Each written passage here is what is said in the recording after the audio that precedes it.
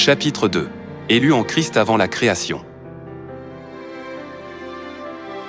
Une autre question à poser, lorsque Dieu a mis l'arbre de la connaissance du bien et du mal en Éden, savait-il ou non qu'Adam et Ève en mangeraient? Omniscient et omnipotent, au point d'annoncer dès le commencement ce qui doit arriver, Dieu n'en aurait pas été ignorant. Et s'il en était conscient, cela veut dire qu'il avait projeté de faire pécher Adam et Ève. Rappelons d'ailleurs que le serpent, qui a séduit Ève, est lui aussi créature de Dieu. C'est donc selon la providence divine que la femme s'est laissée tenter par le serpent et a pris de l'arbre de la connaissance du bien et du mal. En effet, on était prédestinés en Christ avant la fondation du monde.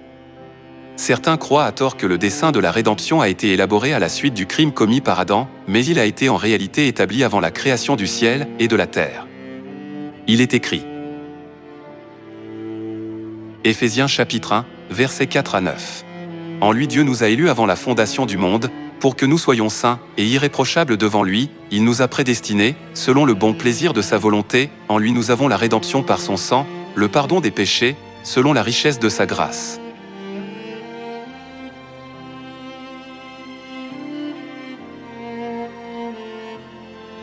Si le choix des héritiers à sauver en Christ précède la fondation du monde, c'est un fait évident qu'Adam était déjà destiné à mourir. Quand il s'agit d'identifier l'origine des péchés, il est déconseillé d'interpréter les versets fragmentaires sur Adam et Ève, il est plutôt raisonnable d'aborder les chapitres 2 à 3 de la Genèse, qui racontent l'histoire d'Adam, en les mettant en lien avec Ésaïe chapitre 14, versets 12 à 14, et Ézéchiel chapitre 28, versets 11 à 17. Ce qui éclaircira enfin la relation entre les anges déchus et les hommes.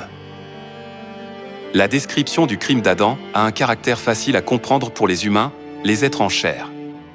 Les livres d'Ésaïe et d'Ézéchiel nous instruisent, pour leur part, des péchés et de la corruption des anges, qui sont en réalité pareils à ceux d'Adam. Ésaïe explique dans son livre le motif de la rébellion d'un premier pécheur et le changement ayant opéré en son cœur, et Ézéchiel précise dans son écrit la personnalité originelle du premier pécheur ainsi que son statut. Le livre d'Ézéchiel nous dévoile ainsi les œuvres du roi de Tyr au ciel, celui-ci était chérubin protecteur, aux ailes déployées. Il marchait sur la sainte montagne de Dieu et au milieu des pierres étincelantes. Mais le cœur élevé par son éclat, il s'est corrompu et a péché pour finalement être expulsé. Il est écrit. Ézéchiel chapitre 28, versets 11 à 17. La parole de l'Éternel me fut adressée, en ces mots, fils de l'homme, prononce une complainte sur le roi de Tyr. Tu lui diras, ainsi parle le Seigneur, l'Éternel, tu mettais le sceau à la perfection, tu étais plein de sagesse, parfait en beauté.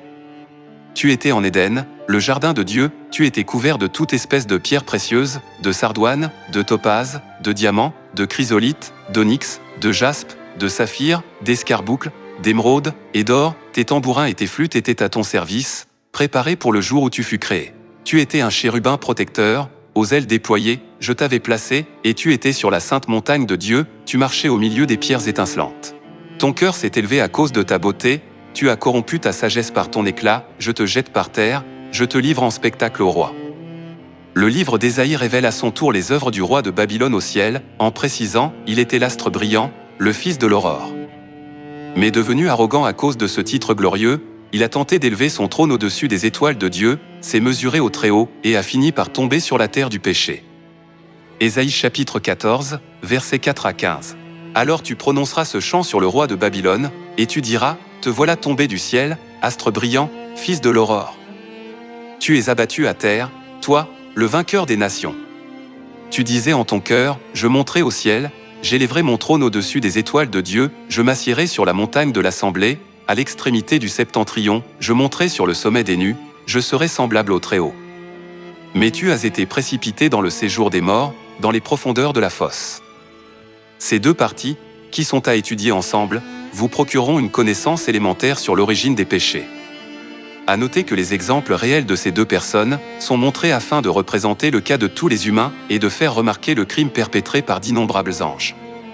Il est écrit. Apocalypse chapitre 12, verset 9. Et il fut précipité, le grand dragon, le serpent ancien, appelé le diable et Satan, celui qui séduit toute la terre, il fut précipité sur la terre, et ses anges furent précipités avec lui.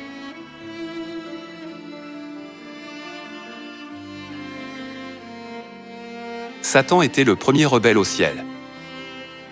Après avoir été chassé avec un nombre incalculable d'anges, il a participé à l'assemblée des premiers-nés, inscrit dans l'univers en qualité de représentant de la terre, mais il a été définitivement expulsé de l'assemblée des aînés célestes, aussitôt que Jésus a triomphé par la croix.